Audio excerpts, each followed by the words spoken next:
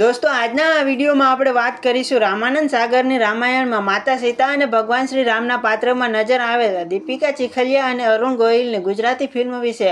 આમ તો તે અરુણ ગોહિલ અને દીપિકા ચીખલિયા ગુજરાતના ન હતા, છતાં પણ તેમણે ગુજરાતી ફિલ્મમાં કામ કરેલું। વાત કરીએ અરુણ ગોહિલની તો તે ઉત્તર પ્રદેશના મેરઠમાં જન્મેલા અને દીપિકા ચીખલિયા મુંબઈ મહારાષ્ટ્રના હતા। દીપિકા ચીખલિયાની ગુજરાતી ફિલ્મની વાત કરીએ તો સૌથી પહેલા 1985ની ફિલ્મ વિક્રમ વેતાલમાં જોવા મળેલા। આ ફિલ્મ હિન્દી ભાષામાં પણ ડબ કરવામાં આવેલ હતી।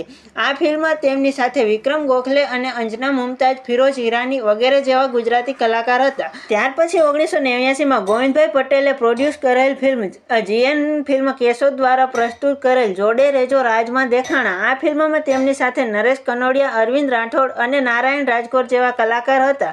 ત્યાર પછી 1991માં જીએન ફિલ્મ કેશોદનો લાજુ લાખણ ફિલ્મમાં જોવા મળેલા। આ ફિલ્મના મુખ્ય હીરો તરીકે નરેશ કનોડિયા અને મુખ્ય વિલન તરીકે ફિરોઝ ઈરાની હતા। આ ઉપરાંત રમેશ મહેતા, નારાયણ રાજકોર વગેરે જેવા કલાકાર હતા। ત્યાર પછી 2018માં આવેલ ફિલ્મ નટ સમ્રાટમાં જોવા મળેલા। આ ફિલ્મમાં તેમની સાથે સિદ્ધાર્થ રાંદેરિયા, મનોજ જોશી, સંવેદના સુલાકર અને હેમંત વ્યાસ હતા।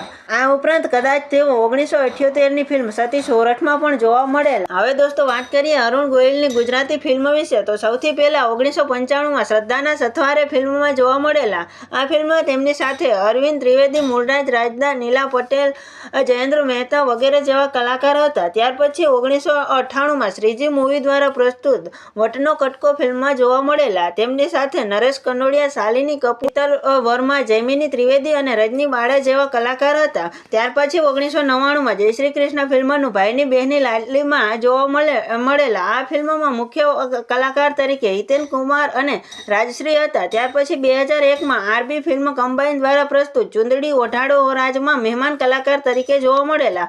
આ ફિલ્મમાં હિતેન કુમાર, રોમા માણેક, ફિરોઝ ઈરાની અને રમેશ મહેતા વગેરે જેવા કલાકાર હતા। તો દોસ્તો આમ જોઈએ તો અરુણ ગોહિલે પણ ટોટલ 4 ફિલ્મોમાં કામ કરેલું અને દીપિકા ચીખલિયાએ પણ ટોટલ 4 ફિલ્મોમાં કામ કરેલું। તો દોસ્તો આજના વિડીયોમાં બસ આટલું જ। મળીએ એક નવા વિડીયો સાથે, ત્યાં સુધી